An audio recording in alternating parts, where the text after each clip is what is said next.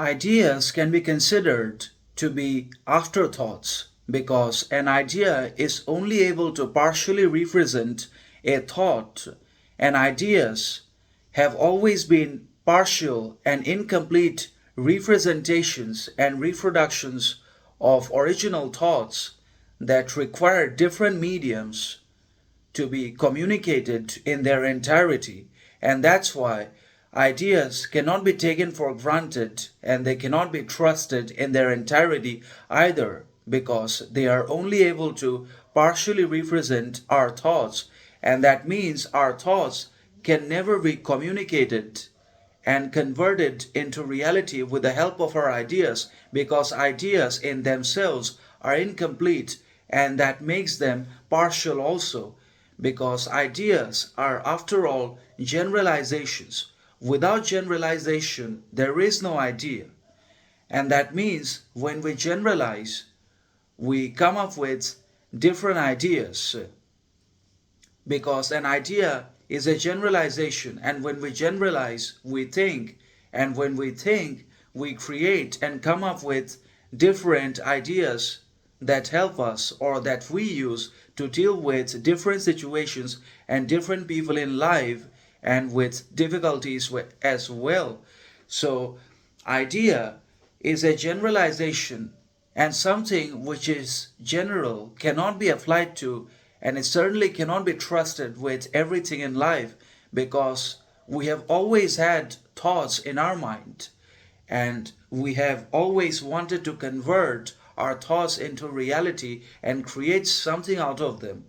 But the problem lies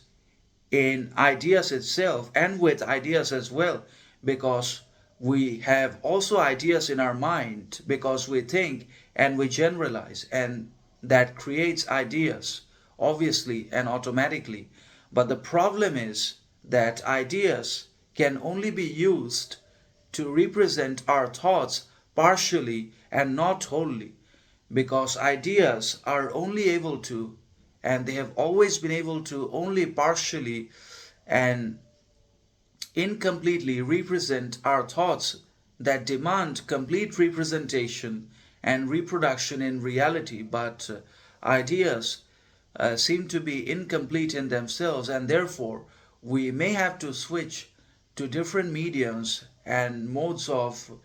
intellect and knowledge that help us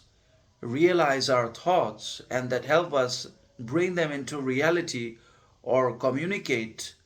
them to other people, because ideas cannot be used to fully communicate our thoughts or convert them into reality, because ideas, as I said earlier, are only generalizations of thinking, and that means ideas are only the half of thoughts, or maybe less than that. When we generalize, we create and come up with ideas. We generalize, we think, and we create ideas. But thoughts demand exact and original representation that cannot be possible with the help of ideas, because they are incomplete in themselves. And that's why we may have to come up with a different medium or form of knowledge or intellect that helps us to communicate and transform our thoughts into reality without obstacles or partiality. But when we depend solely on ideas and its power, then we are only able to communicate our thoughts partially, and that creates a whole lot of misunderstanding, not only with ourselves but also with other people that we want to communicate our thoughts to. But because we communicate our ideas, that creates a lot of misunderstandings and miscommunications that are obviously unnecessary and unwanted in the first place. But because we believe in the power of ideas, we always want to create ideas and use them and apply them to our thoughts and for their transformation into reality. But that does not really happen. What happens is a misunderstanding that takes place between two people or more people in general, because we all have ideas and we all believe in its power, but idea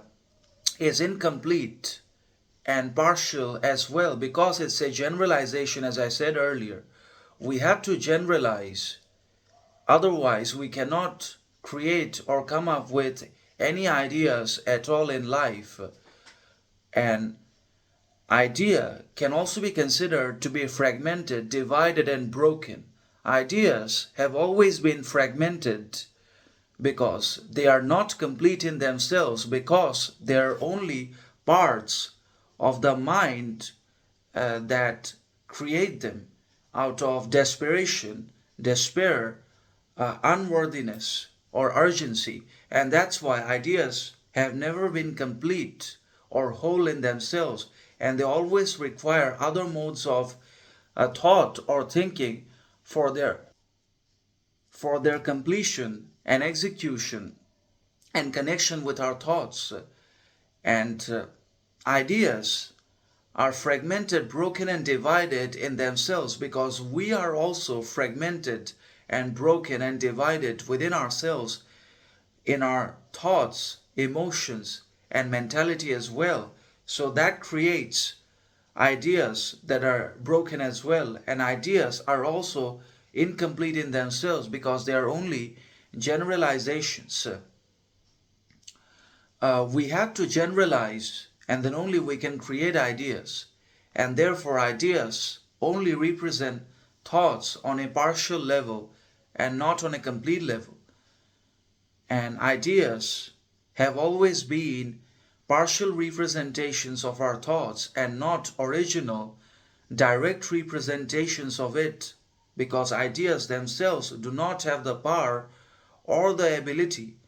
to be complete and to completely represent our thoughts in turn. And that's why it's absolutely important and indispensable for us to understand the importance of our thoughts and their original representation in reality and their original communication with people as well. And we also should try to reduce our dependence on the creation of ideas and its application in reality, because it does not reach the consequence. It becomes, the use of ideas and their application overwhelmingly sometimes becomes inconsequential, because we are not, as I said earlier, able to communicate or represent our thoughts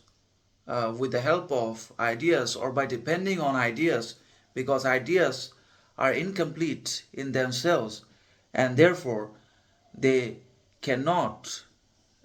represent thoughts in their entirety and for what they are. And the thoughts that we create with intensity, intellect, wisdom, and rationality can only be communicated by us with the help of some other knowledge and some other medium that is strong, worthy, and powerful, and that is capable of complete, impartial communication, understanding, and representation, and not ideas that obviously are fragmented and incomplete in themselves because they are only parts of generalizations that we make when we think to create ideas. So that is the problem with ideas, because they have always been a partial representation of our thoughts, and they can only still partially or incompletely represent a thought which is original, unhindered, and untouched.